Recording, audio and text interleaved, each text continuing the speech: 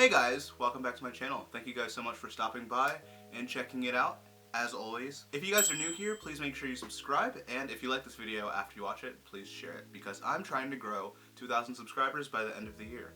Also, I know what you're thinking, Daniel, what the frick? What the frick?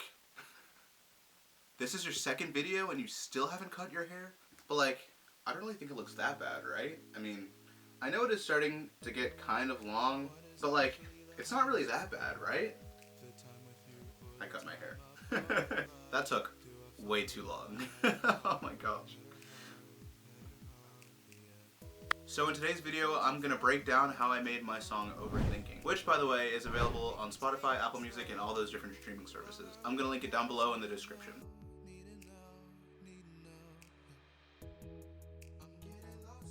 Before I get into the behind the scenes of the production, there are a few things that I want to point out. So first, I want to point out that I actually wrote, recorded, and produced this entire song right here in my closet. And I co-wrote it with my cousin Benji. I say that because I want to make it clear that you don't need a professional recording studio just to make a song. A lot of the time, people who create music will hold themselves back by using that as an excuse to not release music. And so for that reason, I just want to be transparent with you guys and show you that I actually am just in a closet.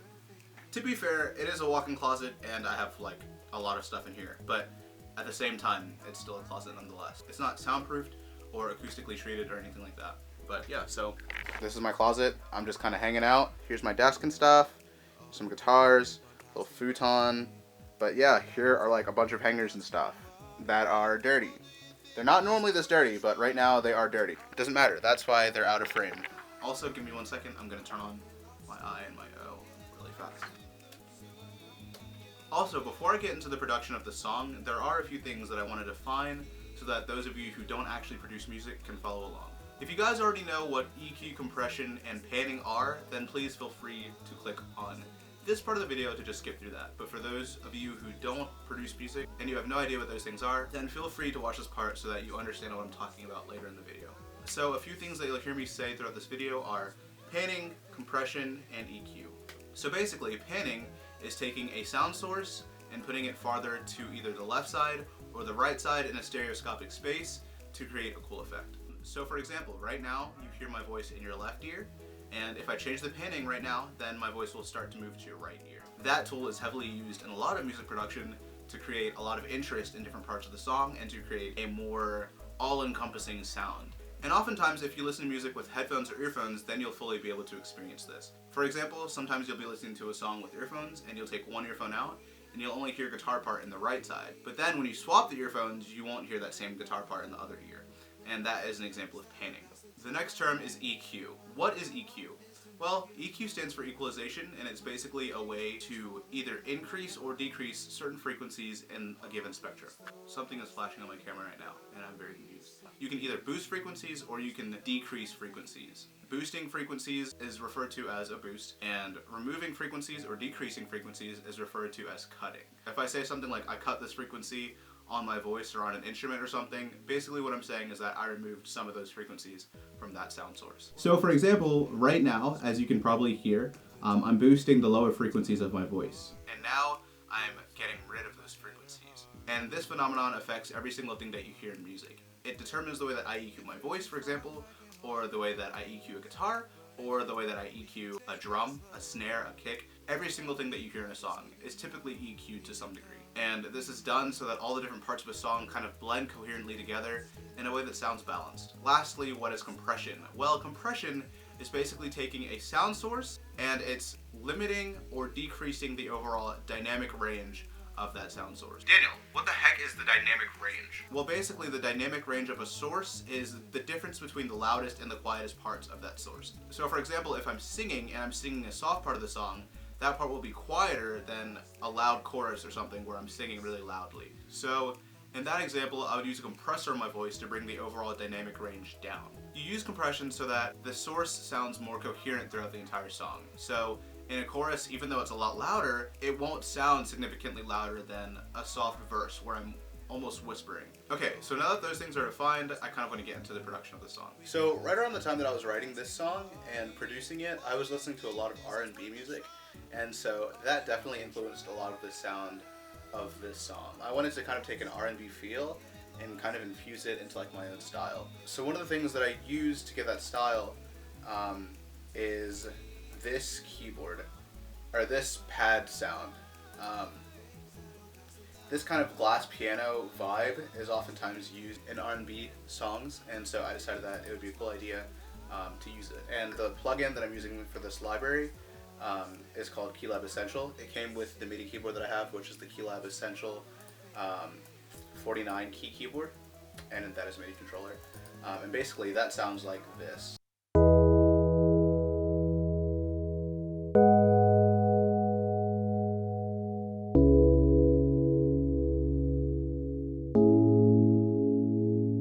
So that starts off the song. The first 8 bars of the song are just that.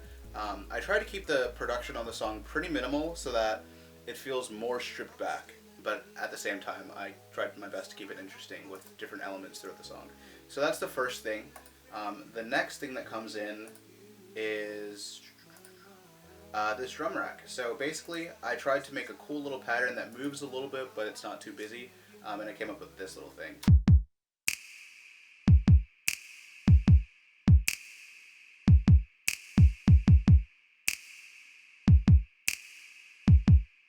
So for the first verse, I decided that it would be a good idea to only have kick and snare, so that way the song has more room to kind of grow and build from there. So kick and snap.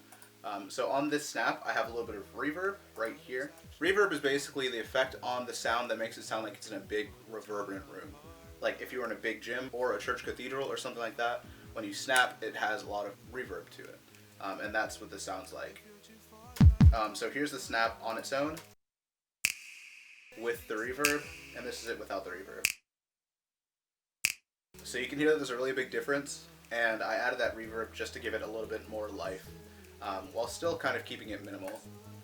So in the second verse, some hi-hats come in to kind of complement the kick and give it a little bit more movement as well, and it's just, and it is just this.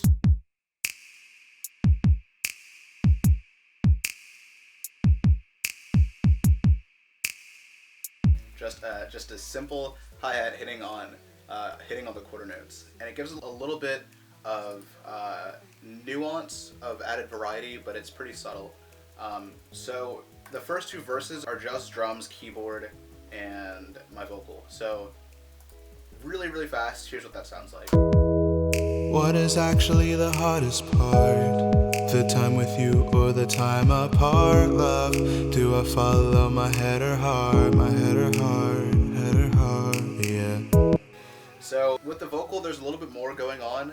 If you're listening with headphones especially, you can hear a few other things that are going on. So with that, I have the vocal being sent to a delay. This delay is basically what's taking my vocal and it's giving it a type of echo. And that echo, if you listen with headphones, is going from right to left. And it goes back and forth between every 8th and every 16th note. What is actually the hardest part? The amount of delay is pretty subtle in the context of the rest of the music, but it's definitely there and it definitely helps it to give it a little bit of interestingness. And I also have some reverb on the vocal as well to give it a little bit more space. So without the reverb and without the delay, this is what it would sound like. What is actually the hardest part? The time with you or the time apart, love? Do I follow my head or heart? My head or heart, head or heart, yeah. Cool. That's the first 2 verses. And the first chorus, I have basically the same thing. There's not too much added, but what I did do is I tripled the lead vocal, so that way it's a thicker sound. I tripled it. So I have one lead vocal that is dead center. Center being it's not panned left or right like I talked about panning earlier in the video.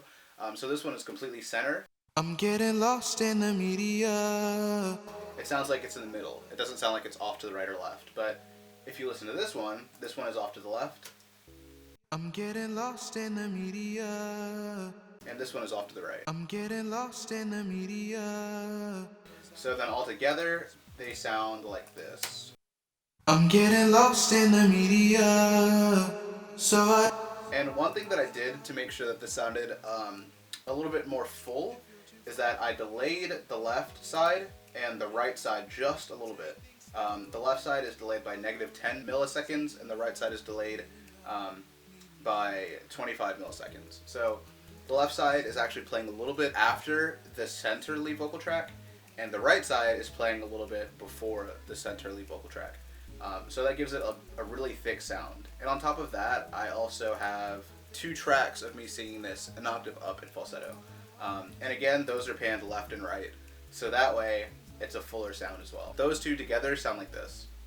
I'm getting lost in the media, so I don't have to think, yeah. And then all the vocals together sound like this. Oops. Sound like this. I'm getting lost in the media, so I don't have to think, yeah. In terms of other instrumentation that comes in, the kick and the snap are playing the same pattern, and the hi-hats start playing a little bit more intricate of a pattern instead of just on the quarter notes. So they're playing this.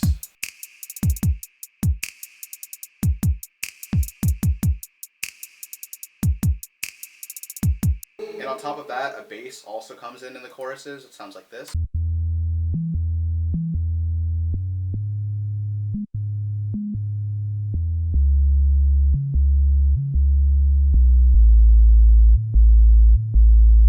And then all together, the chorus sounds like this.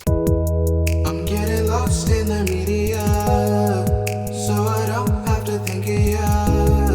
I'm doing everything to keep you off my mind. Also in the chorus, I have these 2 guitar tracks that are panned both left and right, about halfway to the left and halfway to the right. So that also gives a little bit more substance to the sound. I'm getting lost in the media, so I don't have to think, yeah. And then in the turn, it's just keys, kick and snap, and bass and vocals. And that sounds like this. All these thoughts, they've got me sinking. I must be overthinking. And coming up to that instrumental, there's this little swell that I have going on in the drums, which sounds like this. Thoughts, they've got me.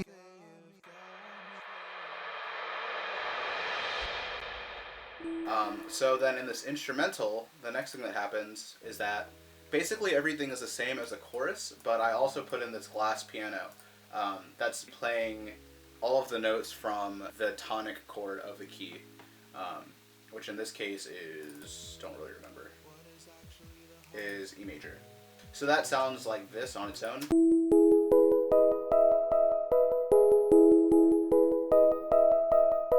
And that just repeats over and over. And I also have a delay on that to give it this really cool, like, atmospheric, spacey type of vibe. But without the delay, it sounds like this.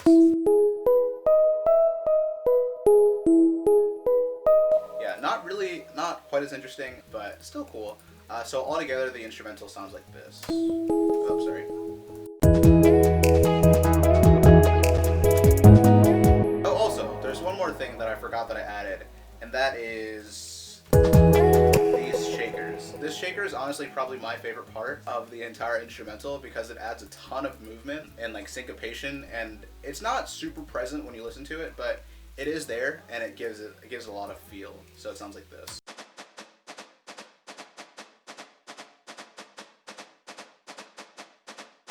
And then with the rest of the music, it sounds like this.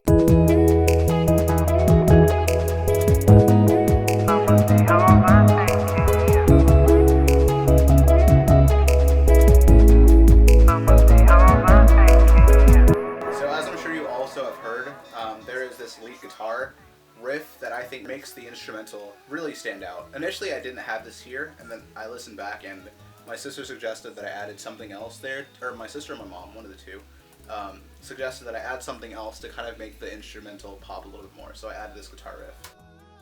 Sorry, for some reason my camera stopped recording. Yeah, anyway, so back to what I was saying, here's this guitar riff. It sounds really, really cool, and that makes the instrumental pop quite a bit.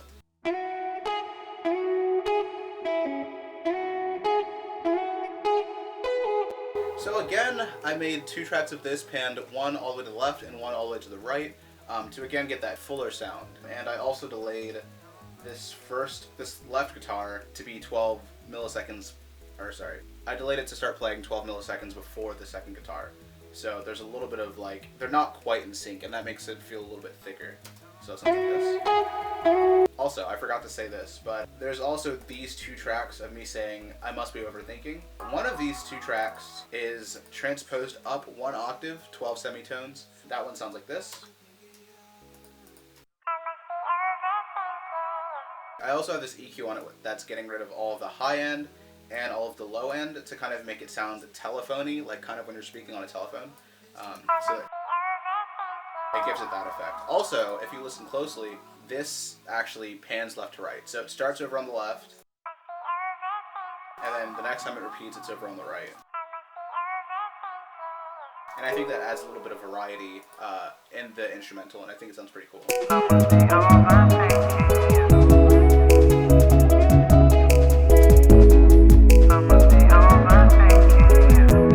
So after that, in the verse, everything kind of chills back to being the same structure as the first verse. We still have the same keyboard pattern playing, same as the first verse, the same few chords. We have the same drums as the first chord, or as the first verse, the same guitar, the same rhythm guitars playing. Then we have my vocal, the lead vocal, and we also have some ad-libs coming in behind me. So the ad-libs sound like this on their own.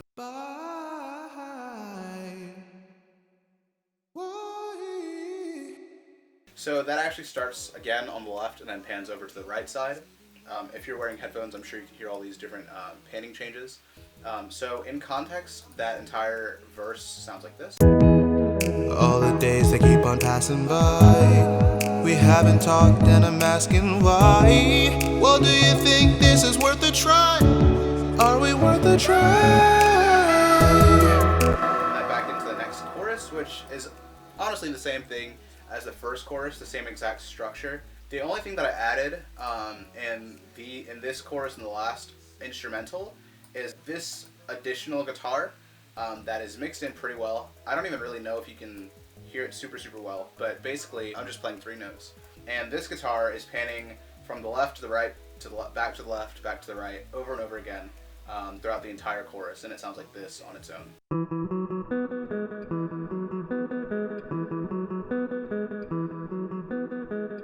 And then in context with everything else, it sounds like this. I'm getting lost in the meaning. I'm getting lost in the sea.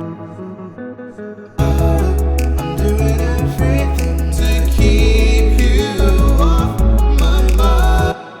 And obviously, as you can tell, there's also the ad-libs in the background of this chorus. And obviously, I put those ad-libs there to make this chorus more energetic and to kind of differentiate it from the first chorus. And keep the song interesting. So those by themselves sound like this. I'm getting lost in the media, yeah, to keep you off my mind. That'll pass the time. Hoping things will just fall in line. I'm missing it. I must be overthinking.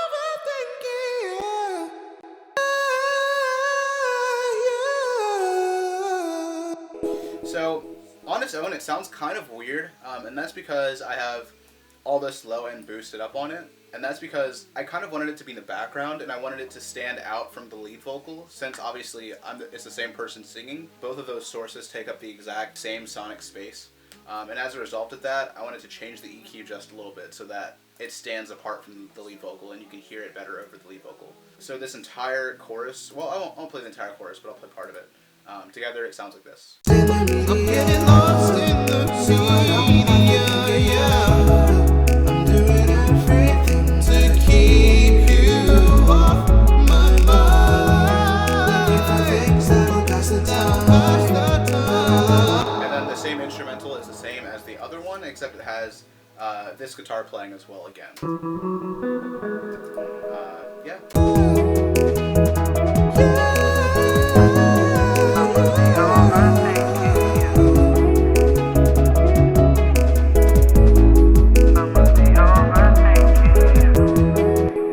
last chorus, it's basically all the same vocals that I already recorded for the last couple choruses and the keyboard, and I decided that I wanted everything else to drop in this part just to make sure that it was different and it kept the song really chill and ended on like a really relaxing, peaceful note.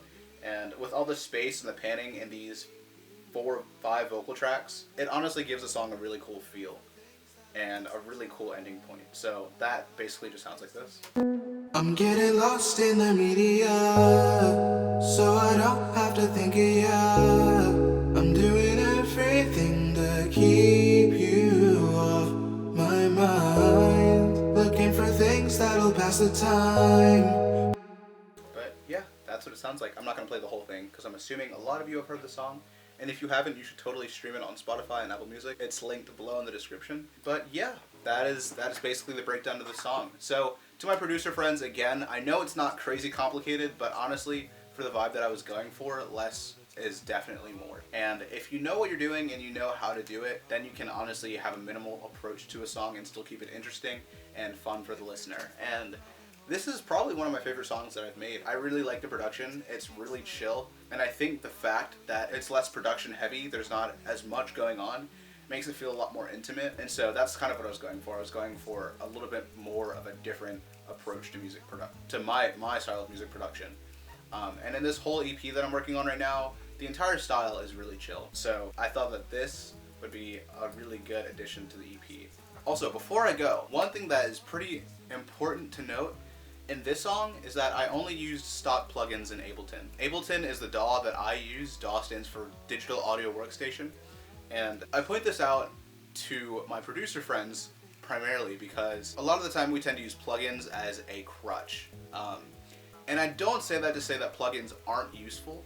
Plugins are basically different things that you can put on a track to enhance or change the sound source. For example, this EQ right here is a plugin, this compressor is a plugin, and this reverb is a plugin. But these are all stock plugins within Ableton. I have other plugins, but with this particular song, I just decided to use stock plugins in Ableton, aside from the library that I use for the keyboard, which is the Analog Lab library from Arturia. But yeah, so guys, I definitely want to encourage you not to use plugins as a crutch. You don't need them to make good music. They definitely help. Absolutely, and I personally love using third-party plugins. However, within every single DAW, there are the basic plugins that you need to start making music. So if you're just getting into music production and you want to start creating music, then don't use not having plugins as an excuse to not create music. The entire first project that I produced, the album Cycles, was made with only the stock plugins in Ableton, and so was this song. And so, yeah, it's not impossible to use only the stock plugins within your DAW. So guys, that was the behind the scenes of my song, Overthinking. So if you guys liked it and you got value out of that video, then please make sure you guys subscribe and share. I'm trying to get to 1,000 subscribers by the end of the year. Also, if you guys want to support me, an independent artist and producer, then you can do so through my Patreon page, which is linked below. And you can support me there for as little as $4 a month. And there I post other content that I don't post on my YouTube page. I post things like what it looks like for me to start creating a song from the very, very start, and what it looks like for me to start writing a song. And videos explaining how I get my ideas for videos. So I really hope you guys enjoyed this, and I will see you next Monday. See ya.